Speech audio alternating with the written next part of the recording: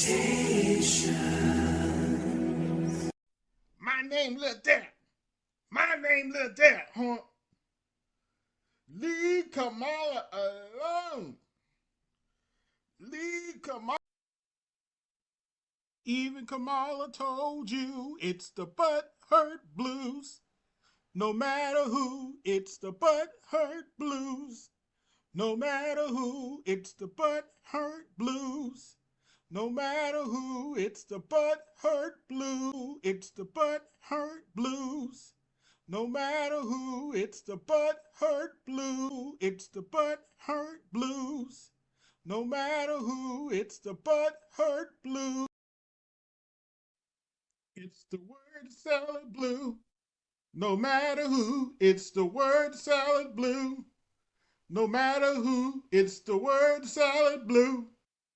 It's the word salad blue. No matter who, it's the word salad blue.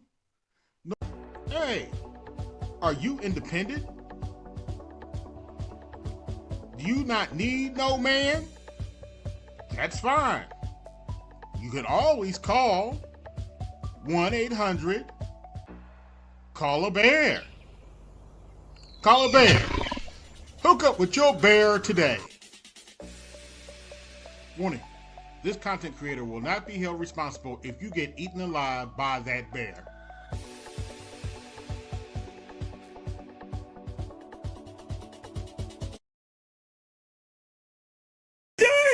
I'm done with life. I'm done. I'm done. I'm done. I'm done. I'm done with life, and it's all Jermaine's fault. It's always Jermaine's fault. I'm done.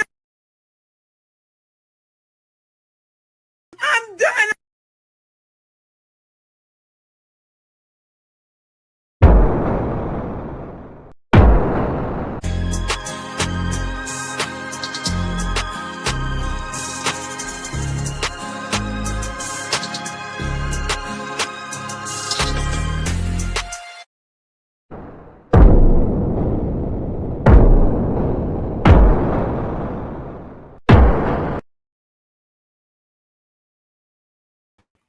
What's good, everybody? AB Media 83 here, and welcome to this episode of Colosseum Special.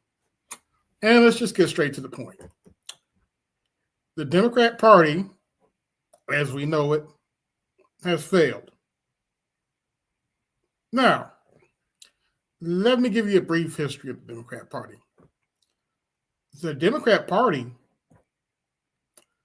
was started by a slave owner. Yes, a slave owner. A particular slave owner named Andrew Jackson. Yes, that Andrew Jackson. One of our first presidents. Oh, and by the way, should be noted that 10 of your first 12 presidents owned slaves. Basically, that means 10 of your first presidents thought my black ass was property. So this is a pretty racist ass country. Always has been. I don't know if it always will be, but we'll see. The Democrat Party has promoted slavery and segregation for the majority of its existence. And one of the biggest lies ever told in history is the fact that the Democrat Party switched in the 1960s. That's utter bullshit. In fact, only 2 or 3 Democrats actually switched to the Republican Party. One of them was Strom Thurmond. Now, Strom Thurmond. What is about that name? Something about that name sounds familiar. Strong Thurman. Strong Thurman. Oh, right. He was Dementia Joe's mentor.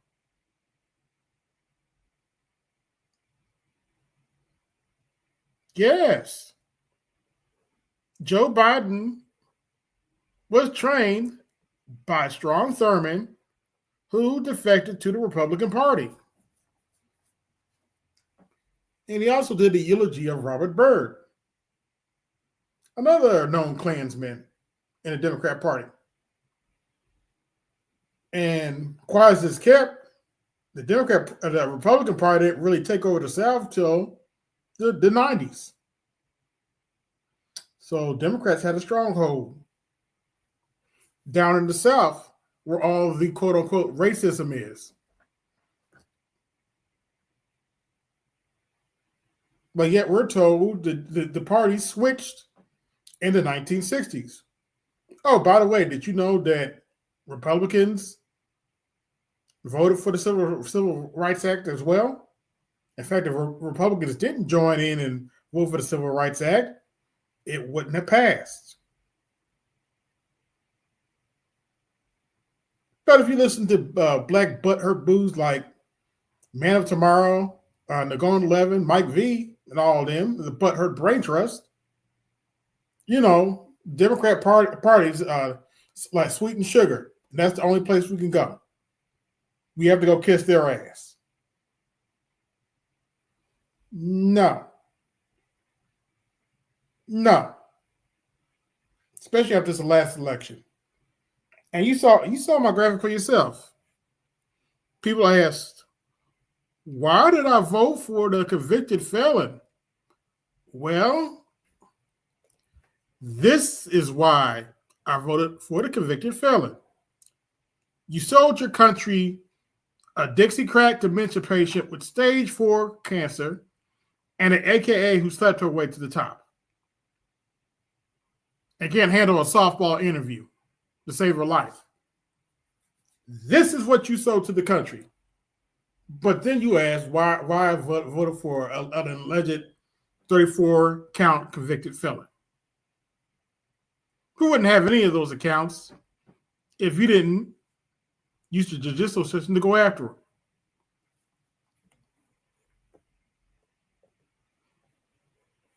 But you know what? I'm actually going to, believe it or not, I want to use their own argument against him. What is it they like to say about Donald Trump all the time? Oh, he's a dictator. He's a fascist. He's a quote unquote threat to democracy. Lordy B. He's such a threat to democracy. Okay. Let's use that hypothetical for a minute. Donald Trump's a quote unquote threat to democracy. Let's use that for a minute. Donald Trump is a quote unquote threat to democracy. Your bright idea was to sell us a dementia patient with stage 4 cancer and AKA not fit to be president. That was your best shot against a quote unquote threat to democracy? Really? Really? This was the best you could do against a convicted felon? These two were the best you could do against a convicted felon.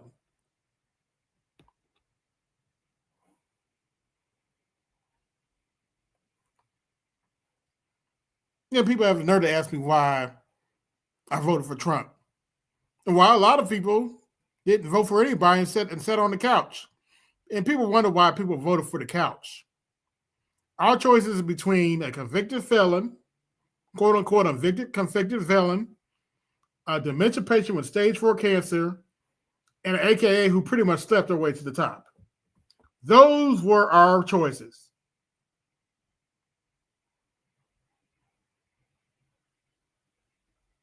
Those were our main choices. And yet and still, Butthurt Blue complains about people who sat at home and didn't vote at all, or we took the on initiative and voted for Donald Trump. But these are the two people you sold to us: a dementia patient with stage 4 cancer and an AKA who stepped their way to the top. I just have a simple question.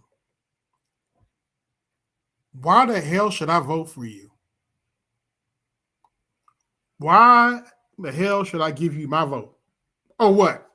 Because your ancestors died.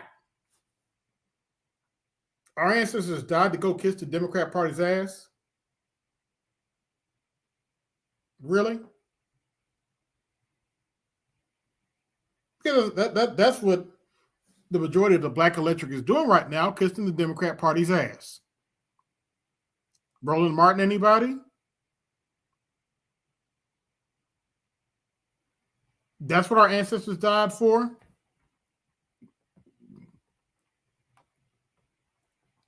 Our ancestors died for Roland Martin to buck dance for Hillary Clinton?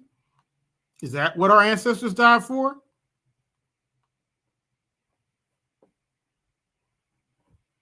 Seriously. Seriously. That's what our ancestors died for. To go kiss the Democrat Party's ass and buck dance for them. That's what Dr. King died for? That's what Malcolm X died for? That's what countless civil rights leaders died for? For black people to shuck and jive and kiss the Democrat Party's ass for the last 60 years?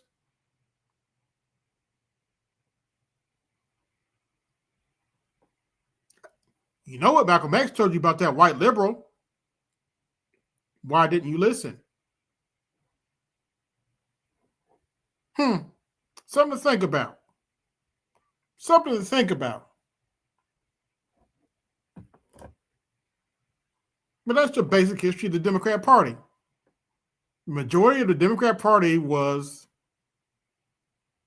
the majority of the Democrat Party's history was supporting slavery and segregation and Jim Crow.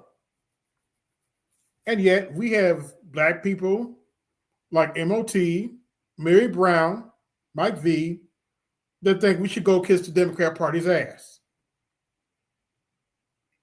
And honestly, my response to them is kick rocks. We don't owe you shit.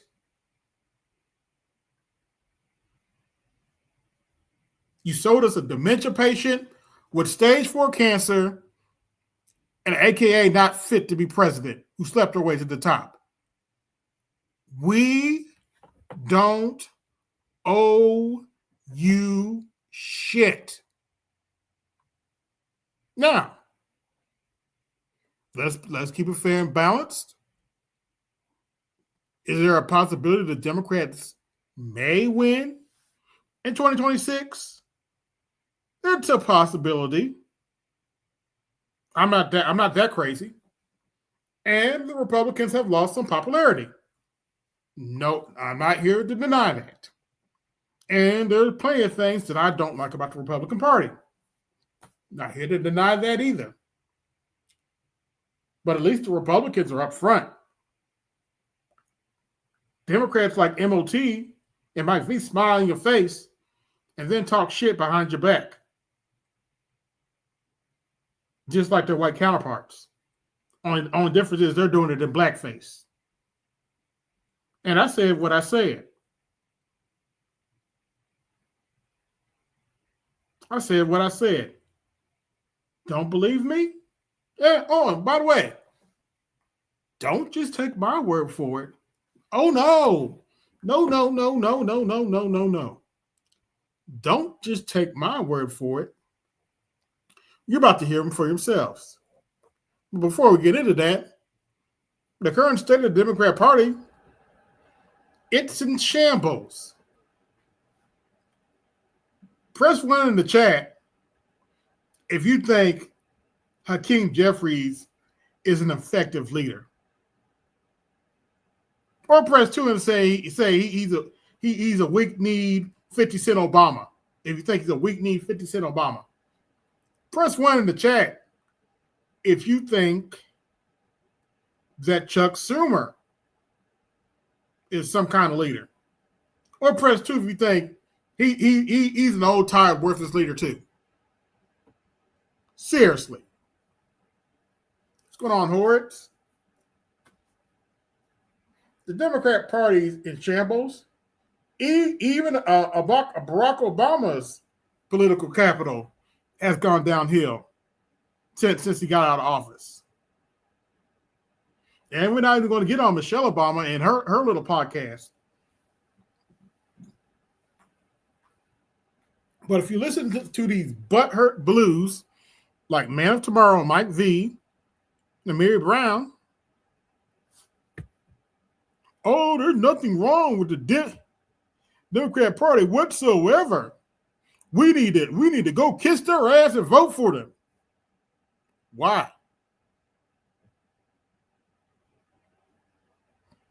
Good to hear. Good to hear, brother. Good to hear.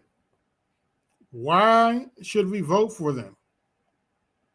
Right now, they are threatening to shut down the government to give illegal immigrants health care. Let me say that again for the Negroes didn't hear me in the back. The Democrats currently right now are threatening to shut down the government to give illegal migrants who came here illegally health care.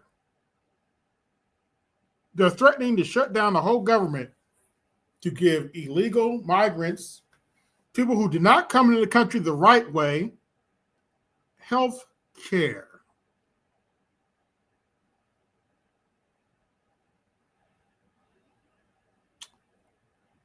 Let that sink in. Let me say that one more time in case there's a Negro in the back that didn't hear me. The Democrat Party is holding up Congress to give health care to illegal migrants who didn't come here legally. But we're supposed to take this party seriously. We're supposed to just blindly give our vote to the Democrat Party.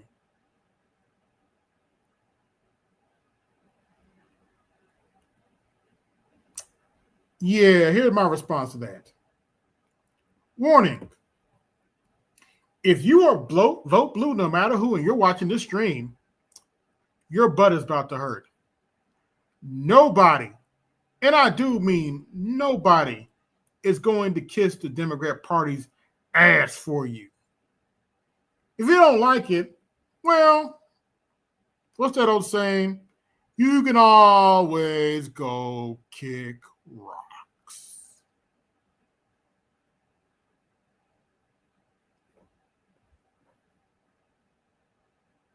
Have I made myself clear? Have I made myself clear? Now, as I said, don't take my word for it. No. Don't take my word for it. See it for yourself.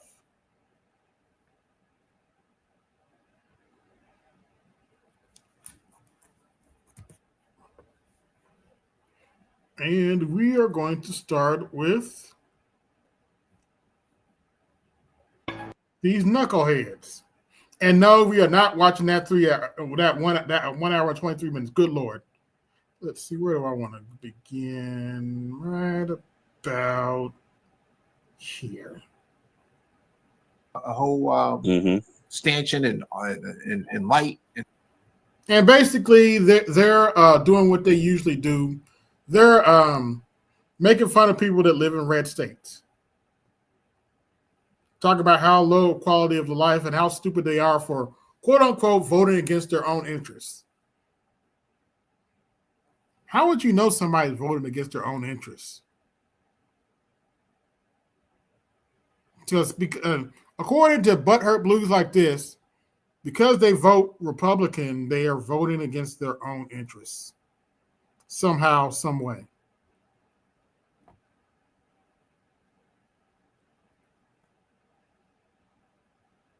No, FIMS is actually a pretty accurate term. Or effectively cooked, yes. They have nearly 10 to 20 years of current crops. Yeah, they're cooked. Oh, not to mention the fact they lost young people this last election. Donald Trump won the majority of young people this last election. Let that sink in. And yet these Negroes think somebody gonna listen to them turn their nose up at them. And the traffic management system itself, the TMS, and so that costs money. You know how many? I was looking up some data about New York City. New York City probably has anywhere between 500,000 to 1 million lights. Easily. And people are leaving New York City in droves. Oh, they don't want to talk about that. Nah, they don't want to talk about that. They don't want to talk about how people are leaving New York City in droves because it's too damn expensive to live. Easily. 500,000 to 1 million. Very lit up. Yeah, Easily. It has to be lit up because that's the only way it can do business. You can't do business without it. And so, you have the administration right now in Washington, D.C. talking about holding New York accountable for these tolls that they have set up in the city. If you want to enter the city, you got to pay $9 or whatever it is. Well, New York City made $14 million in a single weekend just off of tolls. $14 million.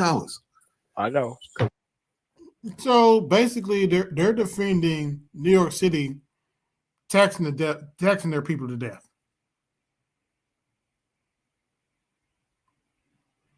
Oh, yeah. I'm glad you said that. That's an understatement. I kid you not. I saw an apartment in New York City. It couldn't have been any more than 30 square feet. Couldn't have been any more than 30 square feet.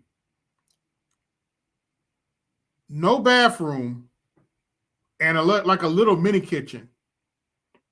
They wanted $2,000 for that. For basically a little living space, smaller than the studio apartment. They wanted $2,000 for that. To say that the cost of living is too damn high in New York City is just an utter understatement. But according to them, blue cities are great. You have to pay in a semi truck is 25 going in and 15 going out each borough. That's a lot of cake. And that's 200 after crossing the George Washington Bridge alone is 200. Yep. Yeah. And so New York knows how to sustain itself, but when you start talking about some of these other conservative areas, it's kind of difficult to sustain. Yeah. It's funny how they're talking shit about these conservative areas, these quote unquote conservative areas, but people keep moving to them. Oh, they don't want to talk about that.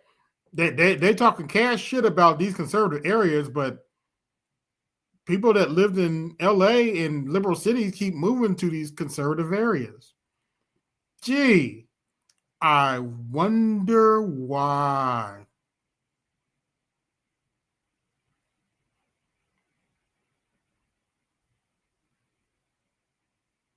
Yeah, Howard, it's that much a month for tenant housing.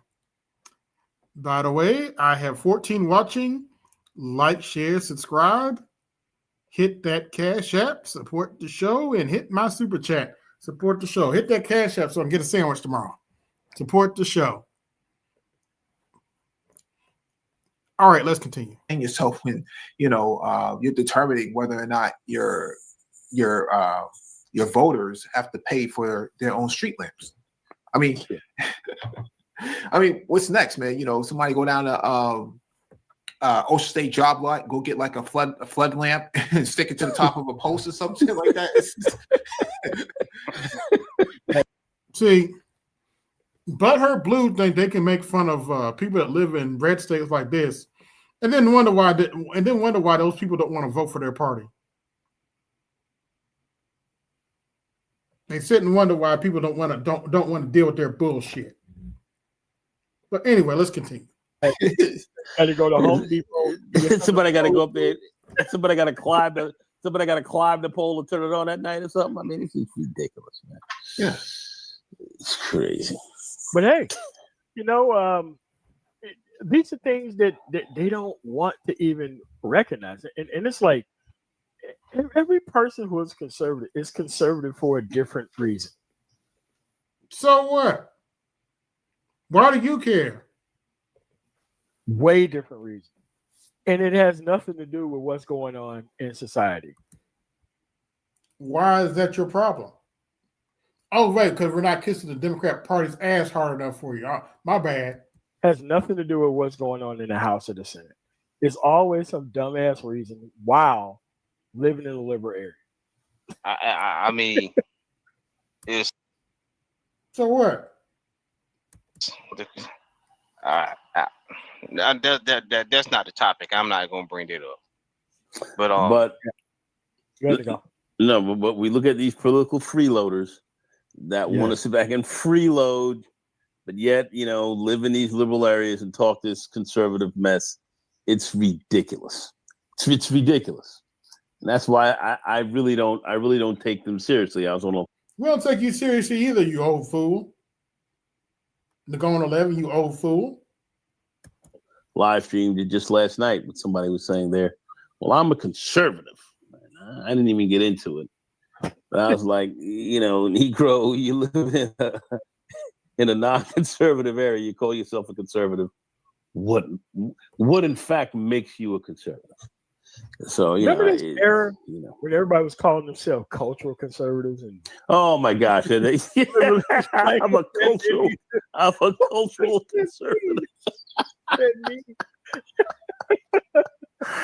Oh man! And I'm like, okay. So during your life as a cultural conservative, who was your greatest enemy? Actual conservatives. Their own worst enemies. I would think that Native Americans are probably the most cultural conservatives. They have a lot of justification for conserving their culture. Yeah, they certainly do. Yeah, they certainly do. But these cultural conservatives here, it's I haven't heard that term in a while. But but you don't have like you don't have the coon element among like Native Americans, right? Like I got your nerve calling somebody a coon, but anyway. You don't have like the Native American person being invited on the Fox News saying crazy stuff about Native Americans. You don't have that within their culture, dude. Those people. Hold on, wait a minute. Wait just a second here. You don't have coons going on Fox News saying crazy things about other cultures, but y'all big up Joy Reid for going on MSNBC talking about white people like crazy, race baiting almost every other night. She got fired for a reason. She should have been fired like 5 or 6 years ago for the bullshit she was pulling. Oh, and by the way, that's just me quoting her. Wipe your own tears. Stop whining. It's embarrassing. Joy Reid. That's what she told people who voted for Trump to do during Thanksgiving time. Oh, well. Anyway. People are excised from their culture. They have to leave and, go somewhere else. If that's what you think what you believe, nah, man, you're not going to be able to live around here. Well, they're not fighting for proximity to whiteness per se, and some of these other things. They're not necessarily fighting for that. Yeah, you won't get on Breitbart and embarrass our whole tribe with some. Well, you go kiss the Democrat Party's ass and embarrass our whole tribe all the time. What's the difference? Baby mama, baby daddy talk, and now you conservative and you want. Well, I mean, they have the casinos. They have that to keep them going. You know, if I was Native American, I'd be conservative too. There's a lot to conserve here. Yeah. Conserve the land, conserve everything. So, which brings the point. You never heard of like a Native American being a cultural Native American conservative. Like it's like, I mean, are they like, you know, bring back the Washington Redskins? I mean, now, damn it, God damn it. The Cleveland Indians, you know, Chief Wahoo needs to come back. Exactly. Right now. Yeah. Exactly. No, man, they're not really trying to. They're not fighting for that. But what's funny is that Trump is actually fighting for, you know, the Washington Commanders to change the name back to the Redskins, and you know, he's the cultural conservative here. Newsflash. The family of the man that was on the original Redskins uniform are fighting for it too, dummy. So what's the issue? That new logo sucks. Don't nobody call them the Commanders. I still call them the Redskins too.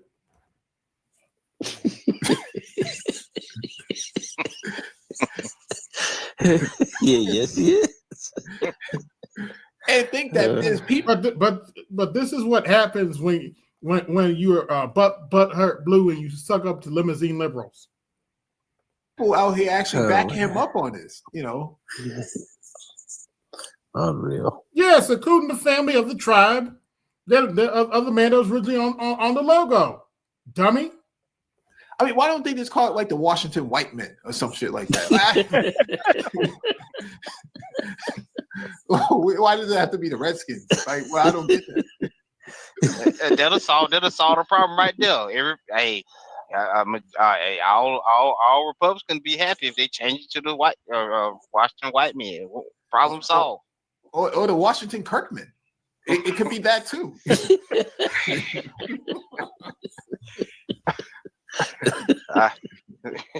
Hey, people like this are the reason why people run away from the Democrat Party. Plain and simple. Anything possible. I mean, I heard it was just amongst that ilk about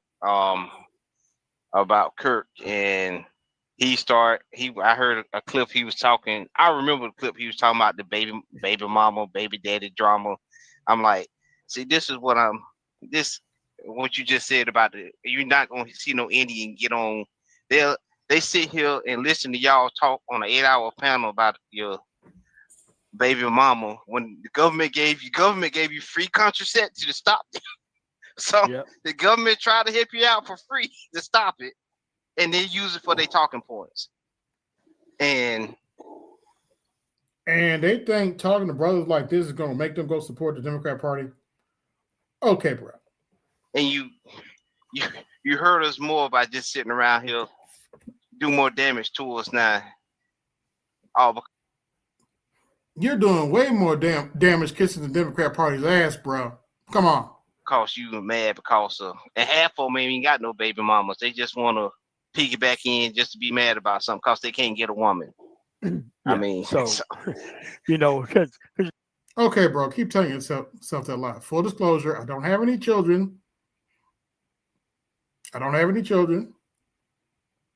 don't hate all single mothers. So, yeah, try again, bro. You know, having a woman is just so expensive. That's how come they just don't have one.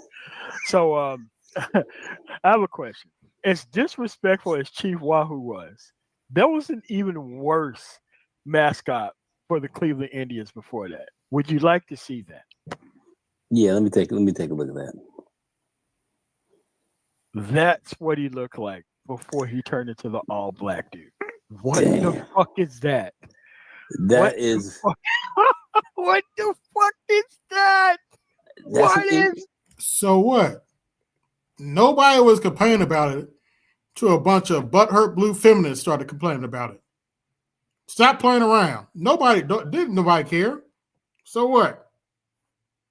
Yeah, that's the Indians logo. That's the Cleveland Indians logo. So what? Nobody was complaining about it till you Butthurt Blues came along. That's an Indian shine. Yeah, That was on. This is why people are repulsed by the Democrat Party. This is why people are leaving the Democrat Party in droves. Because they listen to the assholes like this. Major League, Jersey. the movie. That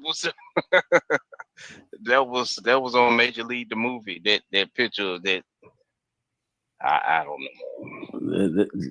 That's an Indian shine, man. Look at that. Yeah. Look at that. Like that shit's crazy. If they picked this, that means that there was two other ones that was worse than this, and this is what they picked. Damn.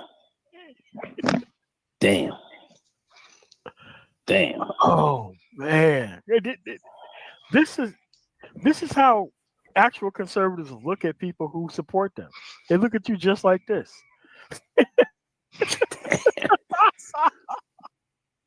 Nobody was complaining about that logo till Butthurt Blues like you got a hold of stuff. Damn. That is terrible. That's terrible. That's terrible, man. Damn. Yeah. Damn, we get that. There's nothing respectful that you can say about that picture. Like, how is that supposed to show respect to the Native American culture when you got somebody who looked like that? No, I remember. You had the Cuyahoga County, Onondaga, excuse me. But it was. I remember when I was, at Syracuse, and you had these. It was a big issue about the whole Cleveland Indians. This is, and changing the mascots and so forth. That went on for a lot of years, and he brought up some terms like, well, if you think that's bad, what about if you had a team called the New York Jews, and then all that, and he said how offensive that would be to others. We can't have things like that. So, yeah, they ultimately had to remove it because that's a slur right there. So anyway, folks didn't want to have slurs, the New York Jews, and he mentioned a few other names that was actually very, very funny. I'm not gonna. Nobody was complaining until you got them white feminists complaining about that shit. Gonna even get into them here, but yet, it drove the point home. Hey, looking at that at least picture, the Black Hawk. At least the Black Hawk got to keep their names. I mean, hockey team. I mean, yeah. I mean, but the Black Hawk, it doesn't look like Chief Wahoo. Nowhere close to it. Man, that literally would be considered almost like an Indian Sambo, man. That's crazy looking, dude. Yes, sir. How do? How would you know, you old fool? Are you an Indian? Seriously. How would you know how them people think about it? Old fool? You do. Yeah. That's crazy. Hey. So. Yeah, man. So what all I have to say is, man, for all these conservatives, okay, why are you conservative? What are you conserving? And don't tell me you was voting Democrat and then like Trump got in office, then you decided to be a conservative. Okay. You got to have at least an understanding of actual history, because I don't understand what this all of a sudden conservatism is about. You don't understand what's it about. Let's see. In 2020, Democrats nominated a Dixiecrat trained by Strom Thurmond, and you don't understand why people were looking at the other side? Okay, bro. Okay. I don't understand that shit. Because none of these people want to like buy a house in the middle of nowhere with no government services and only a gas station and a stoplight. Like no one wants to live in that type of area for obvious reasons. So, Well, I mean, a lot of people just don't whoever popular, they follow my humble opinion, they follow the crowd. Man, don't talk about niggas like you who kiss the Democrat Party's ass like that. Stop it. Now my main thing is they don't get involved in politics. How would you know? No whatsoever. And so it sounds good that what Trump is talking. I mean, I'll go to the barbershop talk. You know how many laugh? You know how many men laugh when they say, "Oh, Trump said grab him by the." It's funny to him. So what? You'll get over it. Yeah, but that's just a festival and bastion of fucking ignorance. You know, nothing really real is being really supported. I mean, not really being talked about it of any type of seriousness around those people. So I don't worry about it that much. So you got a last word to go before we get up out of here? Okay, that's enough of that crap. Let's go to the next video. Now, if you don't believe the Democrat Party's on the downslope, listening to we're gonna look at a clip by Sam Cedar, and I assure you, Sam Cedar is nobody's right-wing lunatic. In fact, I actually consider Sam Cedar butthurt blue too. Sam Cedar is a butthurt blue. Okay? Let's listen to what he has to say about Kamala Harris's quote unquote publicity tour. Let's take a look. Speaking of all this is a good segue into your piece on Kamala Harris's book has come out, and in fact, I have it right here. For my sins, I have actually read it. And I have a review up in the Nation. But I wouldn't ever encourage anyone. Okay, where's Snowman when I need him? Tell me, what is gay? To read this entire book, but I actually do think the first 50 pages gives you enough. Can you photocopy them for me? I will get them to you. But I mean, I think actually in some ways this book is a vindication of a lot of the stuff that the show has been saying, and I've been saying on the show. Like as we said, like Kamala Harris needs to separate herself out from Joe Biden, and that Gaza is a huge drag, and not speaking out on Gaza is a huge problem. And I think Kamala Harris basically like admits to all this. She basically says like that Joe Biden was not able to show the same sort of empathy for Palestinians that he had for Ukrainians. And like one can sort of think like, well, why would that be? Like, what does it say that you're empathetic for one group of people and not the other? But it's a very damning book about Joe Biden and the Biden circle. Like, in other words, she knew Joe Biden was not fit to run, and quite frankly, she wasn't either. She has a few digs. All right, that's enough of that because I don't know how Sam Cedar is about showing this stuff. Fair use. This message that have millions of subscribers. How many of those people go tour across the campuses to deliver that message to students? Here's Savvy Sabs, another lefty's take. I wouldn't consider a butthurt blue, but this is a real lefty's take on why the Democrat Party is falling apart. The Democratic Party has failed. And I think the 2024 presidential election really kind of sounds the alarm for that, but it was coming. Yes. But I want to explain to you why the Democratic Party has failed.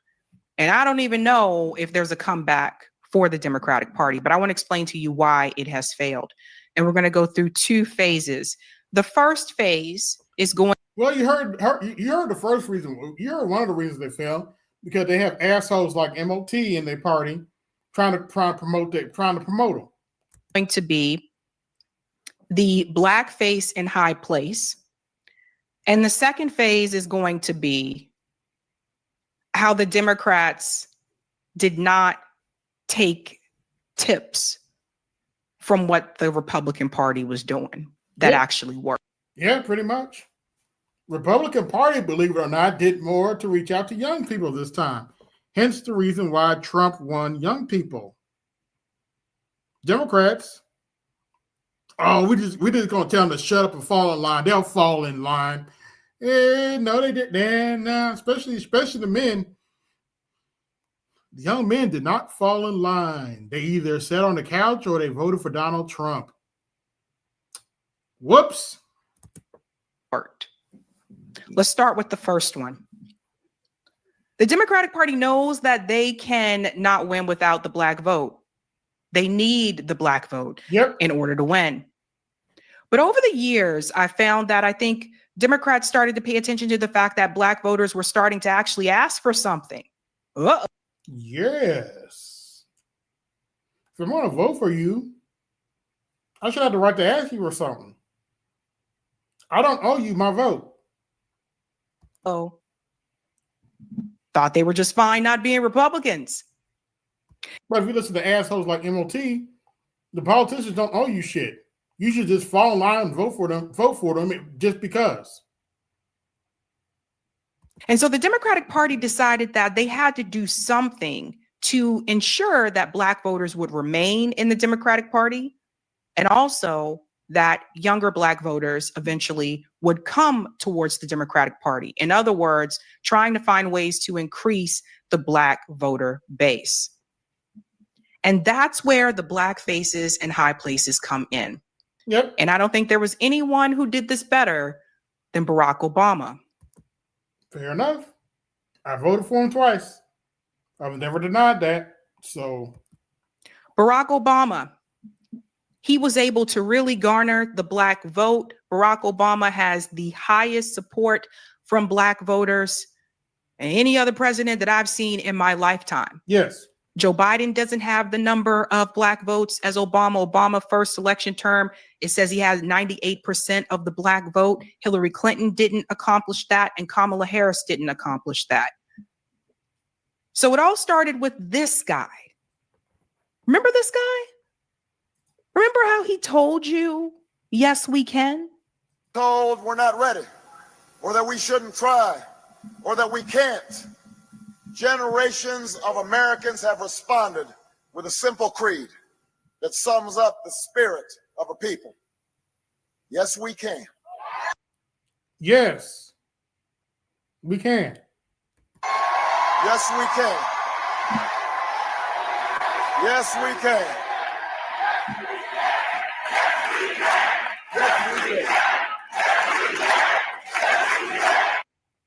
But there was just one problem. We didn't. Pretty much. Yes, we can. Turned into fall in line.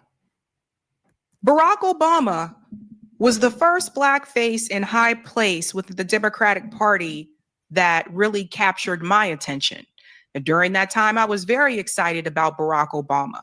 I really believed, yes, we can. Yeah, and for the record, Sabby's a millennial like me. I believe she's in her early 30s, but I could be wrong. And I really believed in hope and change. This phase for the Democratic Party in 2008, it worked very, very well. Yes, it did. But there was just one problem. Barack Obama didn't actually want to change anything. Nope, he didn't. Barack Obama didn't actually implement or care to implement policy that would greatly improve the lives of Black Americans or working class white Americans either. Barack Obama ran on what we would call a lighter version of a Bernie Sanders campaign package. He also supported pretty accurate. healthcare for everyone. In other words, he kind of ran on a populist message. And that's what attracted a lot of people. But once Barack Obama won, he turned out to be just like all the ones that came before him. He was bowing down to Wall Street, corporate America, Well- military industrial complex. Well, When Barack Obama was running, he said that we need to stop these conflicts in the Middle East. But during his presidency, he continued to bomb brown people in the Middle East and Africa and abroad. Barack Obama was very charismatic. A lot of people liked him. He got the youth vote. He got the black vote. yes. For the Democratic Party, he was a gem.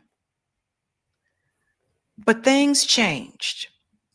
And I would say that it is because of the disappointment of Barack Obama that this is the reason why the Democratic Party is struggling to hang on today, not just with black voters, but with their base in general. Pretty much.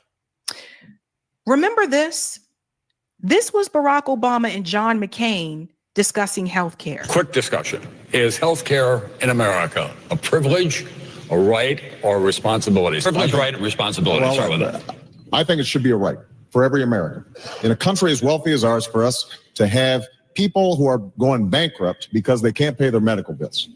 For my mother to die of cancer at the age of 53 and have to spend the last months of her life in the hospital room arguing with insurance companies because they're saying that this may be a pre-existing condition and they don't have to pay her treatment, there's something fundamentally wrong about that.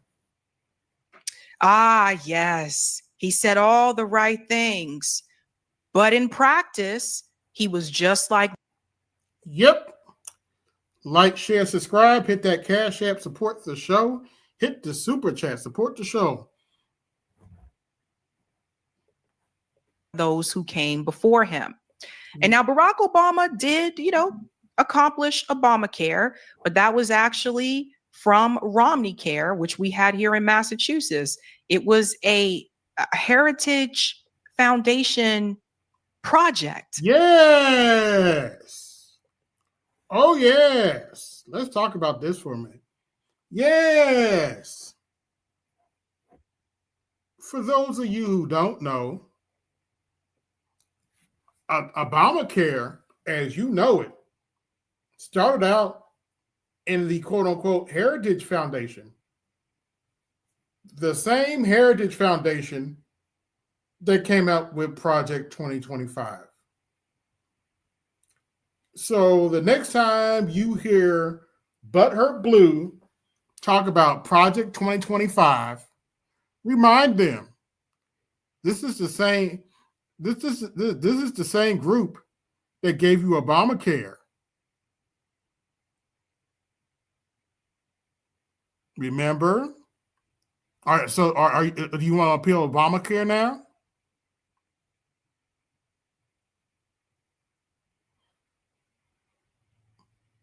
Yeah, it was a compromise. Obama, to his credit, had a public option, but of course, the Butthurt Blue said no. And the rest is history. But what's going on, Snowman? Yes.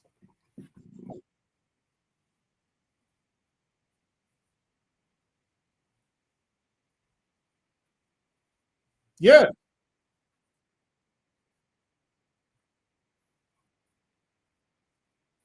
Yes.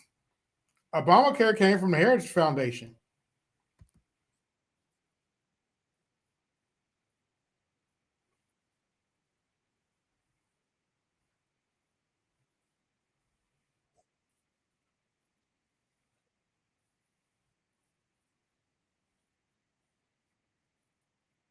Yeah.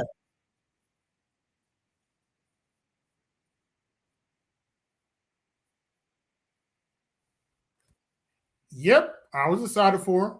I have nothing to hide. I went down. I've actually met David Plouffe because I went down to his campaign office. Oh, sorry. My bad. I was excited for Barack Obama. My bad. I didn't have the screen up. I was excited for Barack Obama. I went down to his campaign office and campaigned for him. That's also where I learned that, answering phones is not my cup of tea.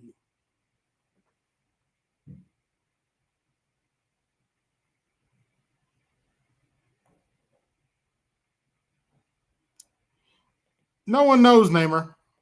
No one knows, especially in this fucked up economy. Really know. And that's sad. And that's sad because when Obama was in office, I want to remind you the way that he spoke to Black people, in particular at the Congressional Black Caucus. Remember this? Obama tells the CBC to stop. Yeah, I call him the Congressional Black joke. But anyway. Stop crying. Listen to this. I have time to feel sorry for myself. I don't have time to complain. I'm going to press on. I expect all of you to march with me and press on. Take off your bedroom slippers. Put on your marching shoes. Shake it off. Stop complaining. Stop grumbling. Stop crying. We are going to press on. We've got work to do. Yeah, they still ain't take off. They still ain't took off them slippers yet. I mean, shit. But anyway, let's continue. So what I found to be pretty interesting is that he said, take off your bedroom slippers. Now, that was Barack Obama speaking to the Congressional Black Caucus. Would Barack Obama say that at an AIPAC conference? If Barack Obama went to an AIPAC convention, do you think he would stand up there at that podium in front of all those Zionists and tell them to take off their slippers and tell them that they got work to do? Nope. You see, this is the failed project here. The Black faces in high spaces, high places, Black faces in high places. Because here's the thing. What the Democratic Party did is they said, well, Black people are asking for something, so we have to put people in these positions that look like them. So again, like I said, first one I remember was Barack Obama. But the problem that comes from that is that those people who are supposed to represent Black voters don't actually really do anything for Black voters.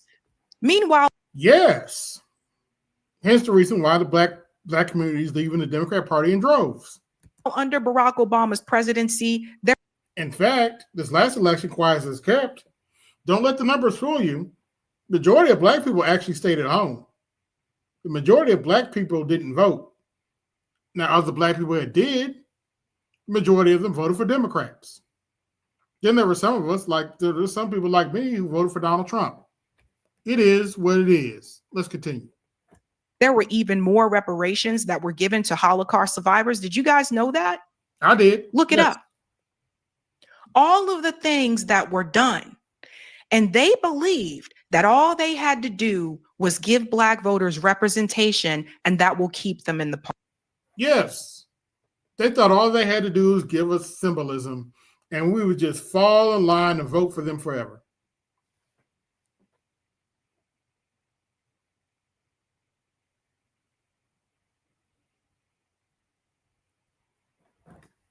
Yeah. Party. So for me, that began with Barack Obama. Then they moved on to some of these congressional seats. In comes Hakeem Jeffries. Hakeem Jeffries, they tried to sell him to you in so many different ways as he's supposed to be the next Obama. Yeah, some people call him the Great Value Obama. That's actually an insult to Great Value. He's more like the 50 cents. He's more like the 50 cent Obama. At least that's what Dem leadership wants. Remember this? The moment that Hakeem Jeffries got the speakership for the House? Listen to this. It's an honor to stand before you today. Democrats on Wednesday unanimously elected Hakeem Jeffries to serve as the party's top. What else do we have? We can't do anything. What else do we have? Top leader in the House of Representatives, replacing Nancy Pelosi to become the first Black American to hold such a high-ranking position in Congress. At a news conference, the 52-year-old New Yorker acknowledged his 82-year-old predecessor, who in 2007 was the first woman to be elected House Speaker. I also want to convey my thanks to Speaker Nancy Pelosi, an extraordinary speaker for the ages. She drunk half the time. Okay, bro. So do you notice what they do? First Black American Speaker of the House. And this is how they get us. And this is how they've been able to, I would say, trick some of us to continue to support the Democratic Party, even though they give us no tangibles. And over the years, I started to notice that other groups were demanding tangibles from the Democratic Party. And some of those groups were actually receiving them. The Dreamers had demands for the Obama administration. They got their demands met. Yes. Jewish Americans had demands. Yes. They get their demands met. Correct. But Black voters don't. No, we don't. And yet we're still beholding to this party. I'm not, but okay. Now we have switched to Hakeem Jeffries to prove a point. Some of you may be wondering, well, where do they get these Black faces in high places from? Oftentimes, they start recruiting them in college. Yes. Some of them maybe even high school. Mm-hmm. And oftentimes, they have a tendency to seek them out of activist spaces. Yes.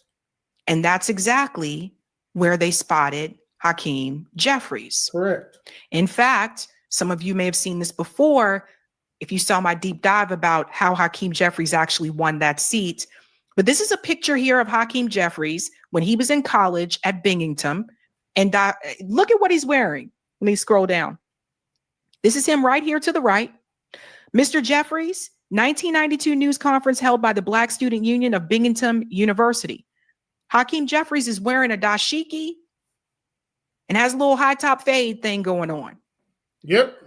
What the Democratic Party does is that they seek out Black activists, particularly a lot of times when they are in college, that are well-spoken, as they like to say, possibly interested in law, because that helps, especially if you want to go into Congress.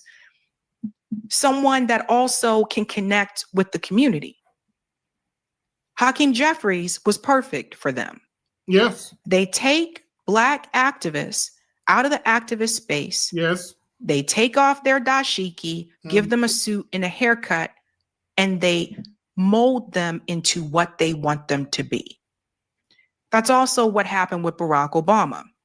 Barack Obama actually was a pro-Palestinian activist back in the day. AIPAC got a hold of him, told him to get rid of the fro, gave him a suit, and molded him into what they wanted him to be. And these are the people that they put in front of you and they tell you represents you. There is something very interesting that I have to mention about Hakeem Jeffries. When Hakeem Jeffries was running for that congressional seat, he was losing. Yep. He was losing in the polls to a gentleman by the name of Charles Barron. Charles Barron is a Black Panther, goes way back, pro-Palestinian activist. Charles Barron was beating Hakeem Jeffries in the polls. Yes, he was. So here's what I believe happened behind the scenes. Obviously, the Democratic Party did not want someone like Charles Barron, who's a Black Panther and was pro-Palestinian movement. They did not want him in a congressional seat. That wouldn't be good for Israel. So the next thing you know, all of a sudden, David Duke, white supremacist David Duke, gives an endorsement to Charles Barron. Sound familiar? It should. He did. Oh, but the Democrat Party switched back in 1960, right? The same thing last year to Jill Stein. I have firmly believed that David Duke has been acting as an operative for the Democratic Party to keep the. Oh, but sadly, according to them, the party switched, right? Right. Oh, wait. These types of voices out of politics. After that endorsement from David Duke, Charles Barron sank in the polls. Hakeem Jeffries rose in those polls, got into bed with AIPAC. They were behind him all the way. And that's how Hakeem Jeffries won that seat. And I'm saying this to you because I want to not discourage you, but I do want to warn you about something. Everything you see right now that's happening with Zoran Mondami, don't be surprised if something like this happens to him.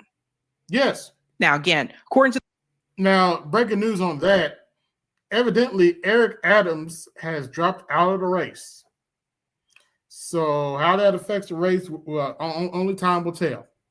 the polls, it looks like he's probably going to win, but don't be surprised if that happens.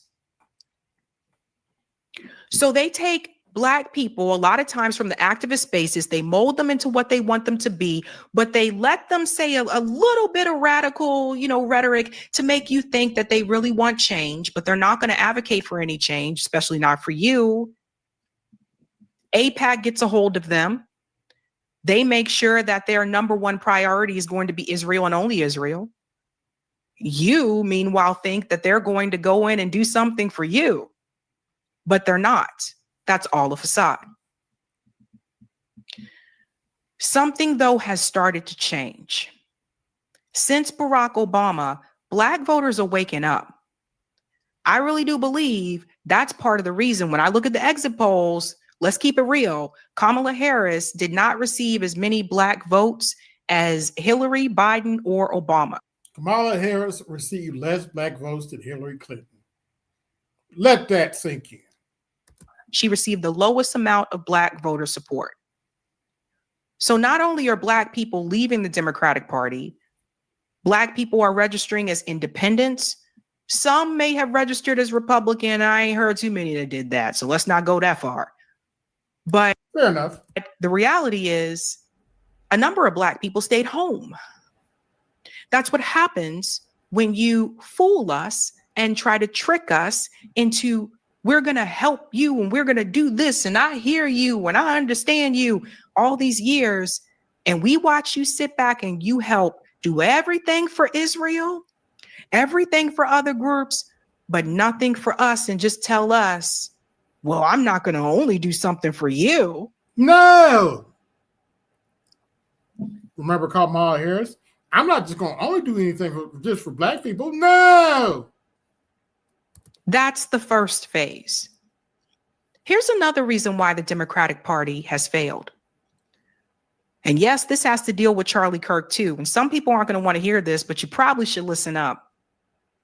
One thing I will say is this.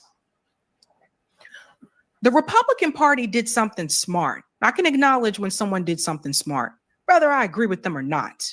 You know what they did?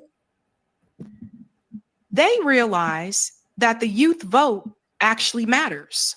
Yes. What do you know?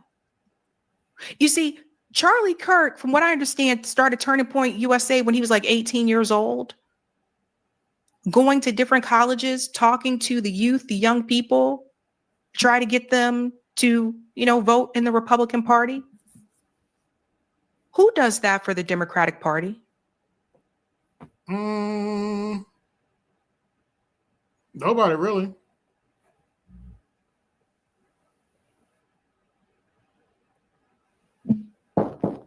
Hello? Who goes around the country visiting colleges, talking to college students to recruit them for the Democratic Party, even when it's not election season? Who does that? I'll wait.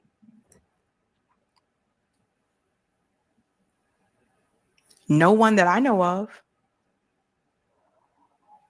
You see, I'm a firm believer in beating people at their own game. So if I see that my competition is doing something, I look at it and I weigh the pros and cons and I say, hey, maybe that's something we should have been doing. Whether I like them or agree with them or not. But the Democratic Party made it very clear that young voters were not their priority. If we were, or if they were, I guess not really young voter anymore, if they were really their priority in 2016, they wouldn't have given Bernie Sanders primary votes to Hillary Clinton. Yep. Hello. Knock on wood. Hello. The Democratic Party, all these years that Charlie Kirk at Turning Point USA was going across the country to get votes and build up the Republican Party and to get the youth to come out and support. All these years, the Democratic Party never offered a left alternative to Charlie Kirk. They did not. And there's a reason why. I talked to my comrade, JB Fond, about this. You know what JB said? And he's right.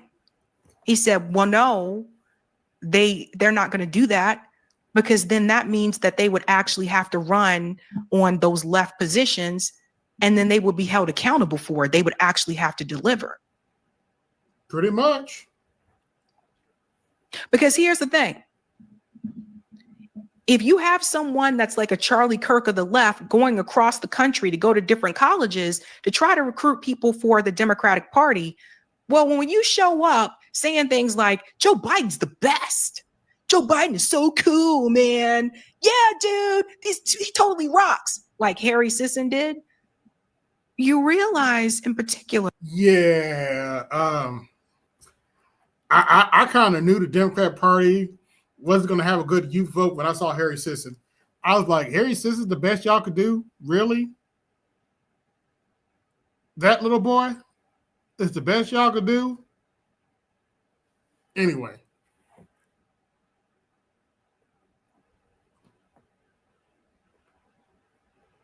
Where that doesn't really resonate. No, what resonates with a lot of younger people. Nope. That are more likely to vote Democrat. Nope, I saw it coming. When they put Harry Sisson out, I was like, I had a feeling they might lose some of the youth vote. I didn't realize Trump was going to win all the youth vote, but yeah, Harry Sisson, yeah. Crap, but doesn't feel the party is far enough. Are those populist policies? It's things like canceling student debt, health care for everyone. Yes. Helping young people find a way to get homes. Things like that. I don't know. Not being evicted. That kind of shit. That's what resonates with a lot of the younger people. Yes. And they never did that. And so they left that lane wide open. And Charlie Kirk and Turning Point USA went and filled that lane because there was nobody else on the other side doing it. But here's my thing. All these years later, they still didn't try to do that. It's almost as if they don't really want to win. Because at the end of the day, y'all like, share, subscribe, hit the super chat, support the show, hit the Cash App, support the show. They want to fundraise. Mm-hmm. So there is the closest thing that came to that, I would say, is Justice Democrats, which was created by Cenk Uygur and Kyle Kulinski. And that went down the tubes, yes. But that was a little bit different because that was to get candidates elected to fight against the Dem leadership and the establishment in the Democratic Party, not to go along with it. The Republican Party got behind Charlie Kirk. Yes. The Democratic Party did not get behind Justice Democrats. Why would they? They're trying to challenge us. Why would we accept them?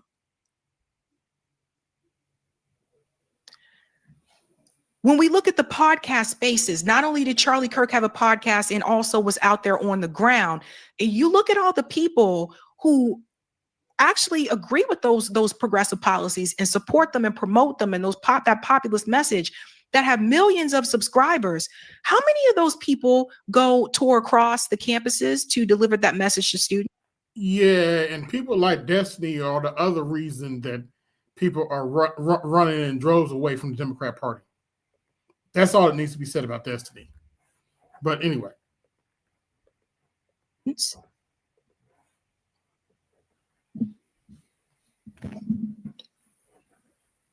Does everybody see the problem?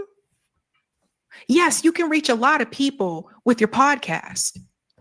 But here's the thing. Everybody doesn't watch YouTube. And some people aren't politically engaged at all. Correct. And some people don't even get interested into politics until it's right before the election. That's the yes general. election.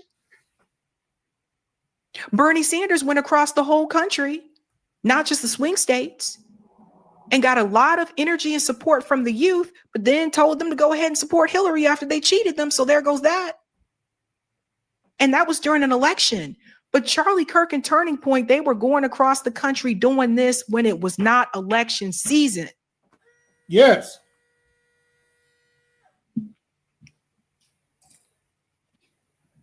You ain't got to like them, but they did something right. Well, now why don't they do that? Why don't Democrats do that? Mm-hmm. Why don't they go to these campuses and try to get these kids? Why are they not doing that? Well, here's why. It's the ratchet effect. This is why Democrats fail. How you are being duped by the fake two-party system. Let me show you something. Republicans turn everything to the right. We know that. The part that a lot of people don't know and pay attention to is that Democrats block movement back to the left. Yes. Do you see how they're blocking it? And yes, Beto was a problem. He was called a hot mic saying, "I'm going to take your guns."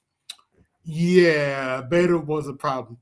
Even lefties don't want their guns taken. It is what it is. This is the Democrats right here. What I'm trying to explain to you is this. The Democratic Party would rather lose to the Republican Party. They'd rather lose to Trump, lose to MAGA, than actually adopt a populist message that they actually plan to deliver on. Yeah, pretty much. Because you know who doesn't want that? Their donors, corporations, Wall Street, the military-industrial complex. That's why you hear people like MOT. You even come in there with any of the stuff you're talking about. We're just going to kick you out of the room. That's why he says that dumb shit. She's telling you why he says that dumb shit.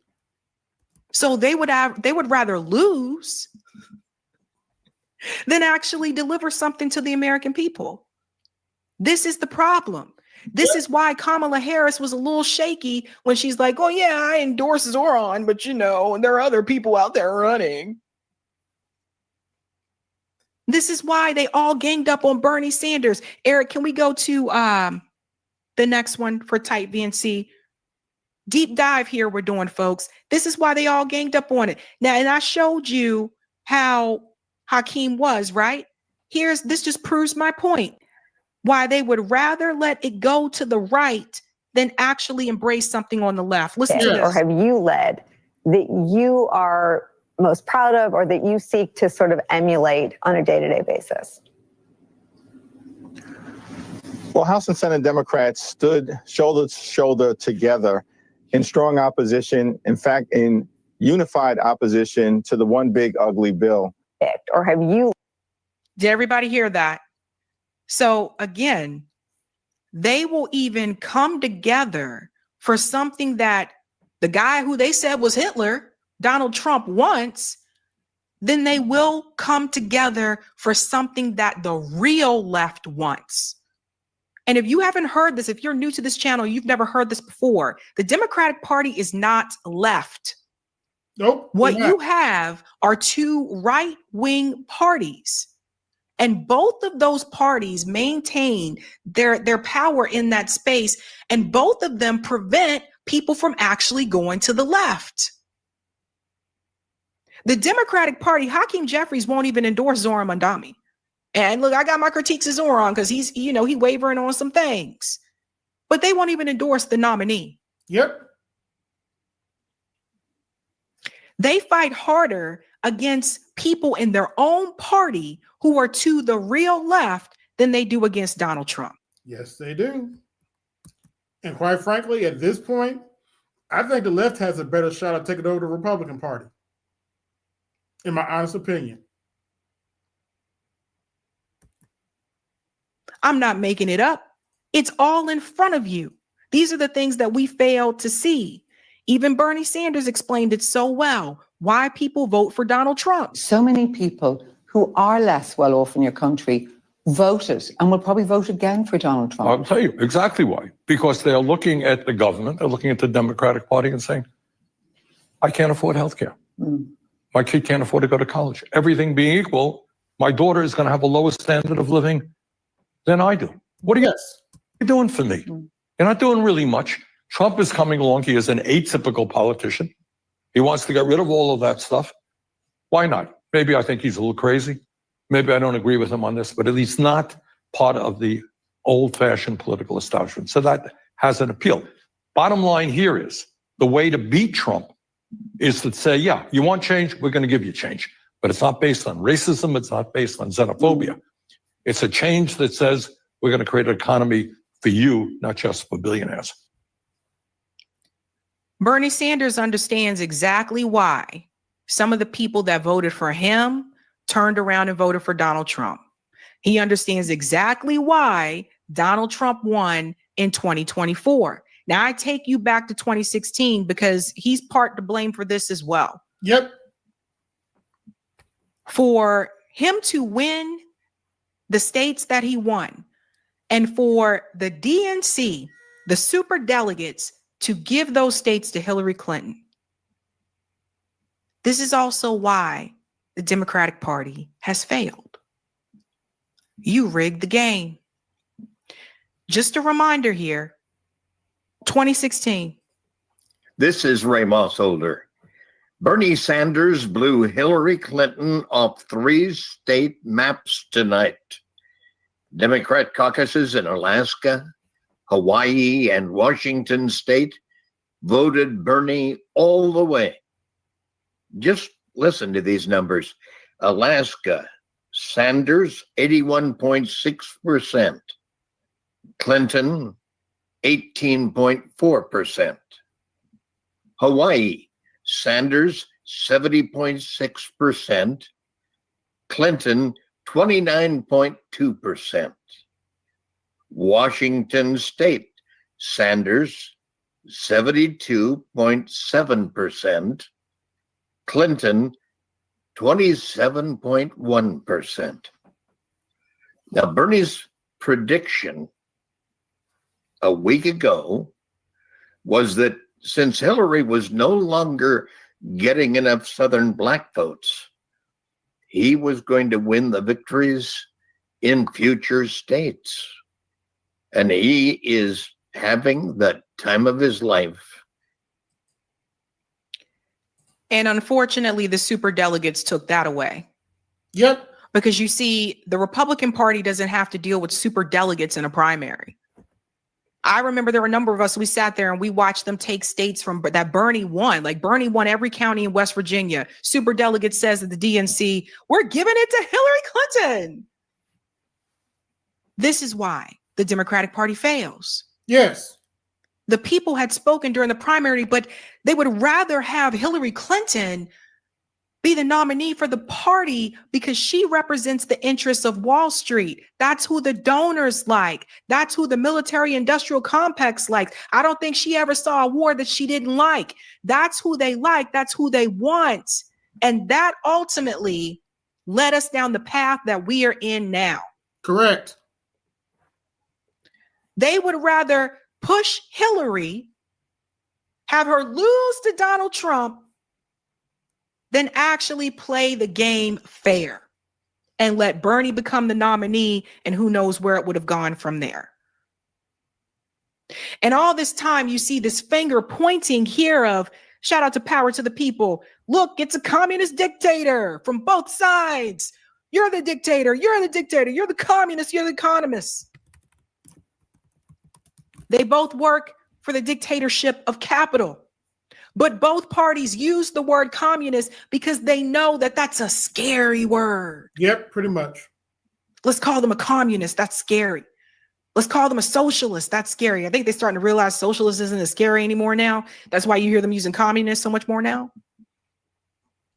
They both work for capital.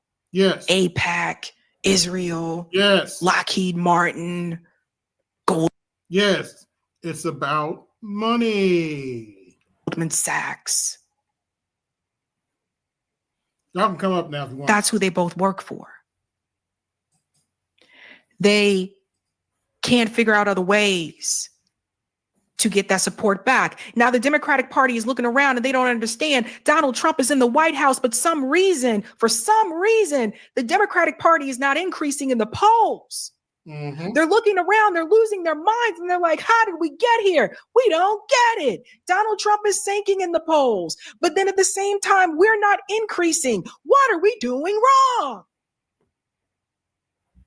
It is a different age. It's a different generation. And these young kids today have woken up. People are paying attention. People are starting to see that you guys just run on not being Donald Trump. Pretty much. You guys don't offer us anything. Yes. You just tell us you're not that guy. Exactly. And meanwhile, we are still struggling. We are trying to buy homes, but we can't. But you got 2 mansions. Now, you know, people are waking up because you start to see just even recently, this takes us back to Obama. Barack Obama is not being treated the way that he used to. No, he's not. Barack Obama is being confronted more and more. Sir,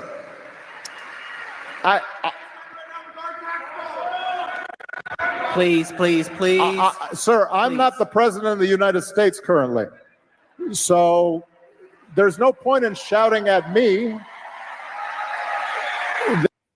That was someone screaming about Gaza, about Palestine, right? So, how things have changed. Yep. Barack Obama was used to getting applauded as soon as he walks into a room, and now he walks into a room to speak and somebody's going to shout against him. That was not the way that it used to be. No, but people have woken up. And no, Barack Obama, you are not the president. But when you were president, you did bomb a hell of a lot of brown people. Well, you did. You also had a lot of deportations. And you see, Barack Obama and them, they pretend as though these things don't exist. Now, let's keep in mind, Barack Obama has 2 young daughters, young adult women. This episode of the Colosseum Special has been brought to you by... It's been brought to you by, if I can find it. They're on it.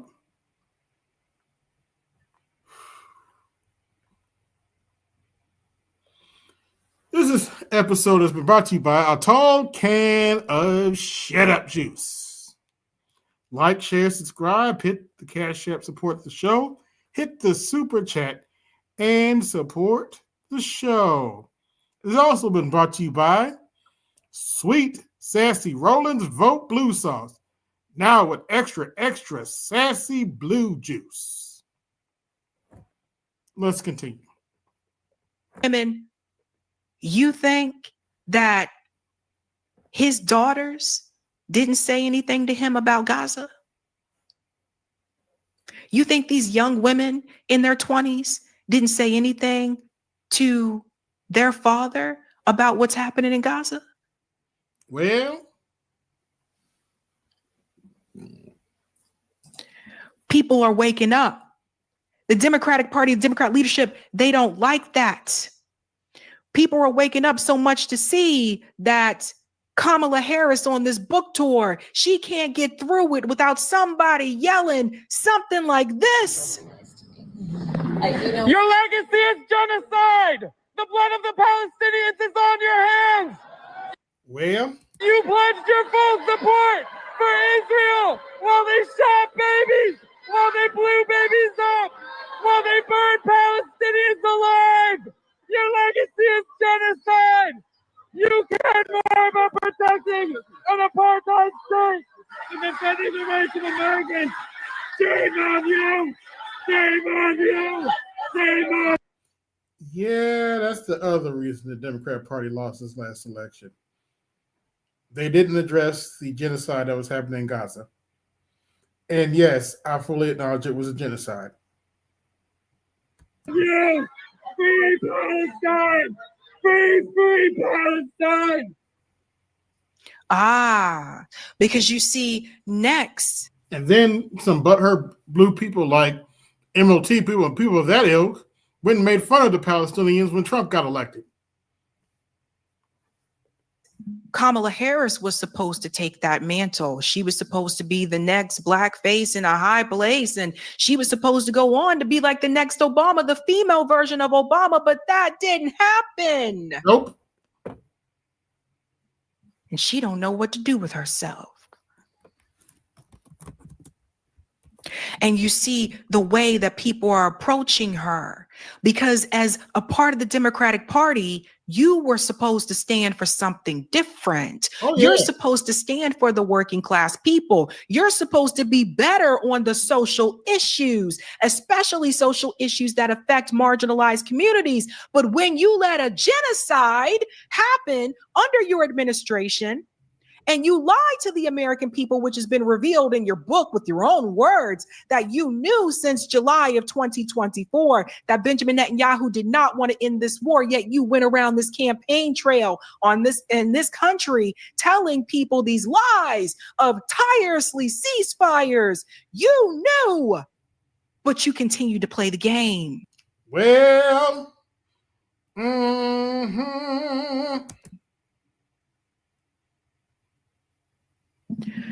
So the Democratic Party is in trouble.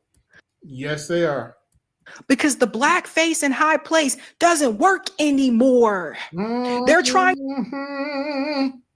yes to find someone else to fill that spot. They thought it would be Kamala. It did not work. They think it's Hakeem. People don't like him either. His polling is really bad. People want him out of there. Yes. Now they're trying to push a Wes Moore, whoever the hell he's really supposed to be. But then he turns around and he blocks the reparations bill in his own damn state. That don't look too good. They are struggling.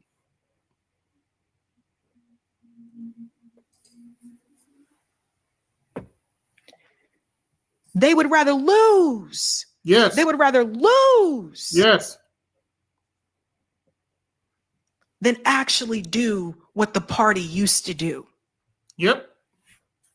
The party that said, let's do Social Security, let's do Medicare. And don't get it twisted. Everybody likes to praise FDR. You need to remember, FDR didn't just wake up one day and say, I'm going to help the people. The people rose up against him. He was pressured to do so. Yes. FDR was part of the upper class. And he told his voters, if you want these policies, you're going to have to force me to do it. And sure enough, they forced him to do it. That's how you got Social Security. That's how you got some of the benefits you got. But you try to you even attempt to force the Democrat Party to do anything. Oh, you must be a Trump supporter. Anyway, the people turned on him. That's why you got Social Security. That's why you got Medicaid. That's why you got the New Deal. Even though even the New Deal blocked out Black people in many of those policies.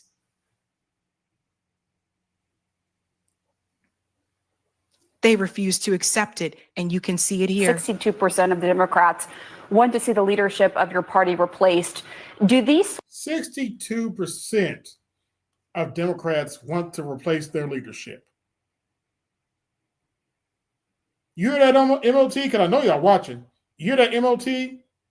You hear that, Mike V? 62% of Democrats, not Republicans, not those people you call them fly, you claim are in flyover states.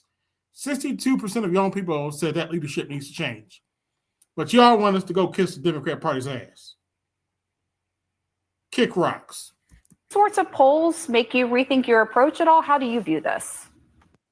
Look at these numbers. 62% say the Democrat should replace the leaders of the party. Yes. 62% want the leaders replaced. Yes. Hakeem Jeffries is one of the leaders. He was supposed to be a star. him and Cory Booker and fake ass Richie Torres. They were chosen and selected by the Zionists, by AIPAC, to go out there and be #1 champions for Israel while having a brown face to show to everybody in the Black community. So you think somebody's in there for you. Same thing with the Congressional Black Caucus. They are Israel first. Pretty much. What do you think happened to Cory Bush and Jamal Bowman? They didn't kowtow to the small hat lobby, and they're no longer congressmen or congresswomen. This is a bad look. Yes, it is. This is not just against Chuck Schumer. Hakeem's leadership in the House for the Democratic Party, that's against him too. Listen to what he says. Approach it all. How do you view this? Well, I think I understand why people all across the country, not just Democrats, are disturbed by what has been happening in this country and the extremism that has been unleashed on the American people. And we are in what I... Oh, I got you. Hold on, wait a minute. MBD, I got you. For every dummy, there's a dummy. Dummy.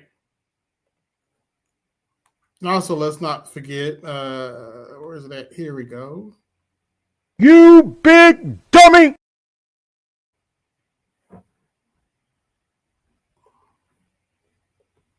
have referred to often as a more is more environment. We just have to continue to do more, to aggressively push back against the Trump administration and push back in a manner consistent with American values. More town hall meetings, more protests, more demonstrations, more speeches on the House floor, more speeches on the Senate floor, more hearings that are led by Democrats.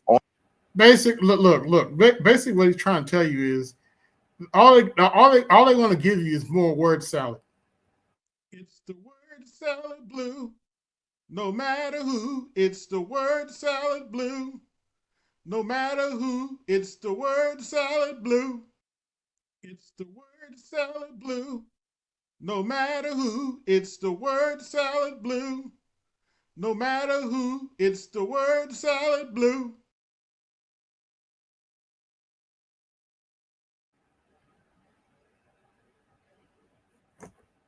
But that's basically what he's telling you. On the Hill, off the Hill, of course, more site visits throughout the country, standing up in defense of the American people, standing up in defense of law-abiding immigrant communities, standing up in defense of those who are vulnerable, pushing back against the rise of extremism in this country and the targeting of communities of color. We're in a more is more environment, and we have to continue to do more. What I will say is that in special election after special election after special election, we keep winning all over the country. Democrats are turning out in record numbers, and we're defeating Republicans across the land. They have a problem with your leadership, Hakeem. Yep. Hakeem thinks fighting back is just continue the demonstrations. More. Yeah. Or he thinks fighting back and say, what else do we have? They have the House, the Senate, and the presidency. What else do we have? Speeches on the House floor. Because when Hakeem Jeffries talks about stopping the extremism, he's not just talking about extremism on the right. He's also talking about extremism on the left. That's why they fight harder against people to their left than they do against people to their right. That's why he can go along with Donald Trump's spending bill, because they both protect the status quo. Also, AIPAC kind of pushing him along the way too. Yep. The Democratic Party, in short, has failed because the... Yep. And that's pretty much the end of our clip. The Democratic Party has failed. And being butthurt about it isn't going to change anything.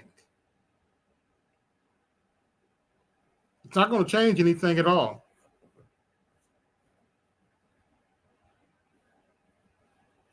So, since nobody wants to come up, I'm about to shut this down. I'd like to thank everybody that came through. This is AB Media 83, and I'm out. Peace. Yo, this is AB Media 83. Want to support the channel? Hit the Cash App. Also, be sure to like, share, and subscribe to the video. Also, be sure to hit that bell notification so you can be notified next time I upload a live stream or video. And always remember, keep it grinding, keep it pushing, keep it moving. This is AB Media 83, and I'm out. Peace.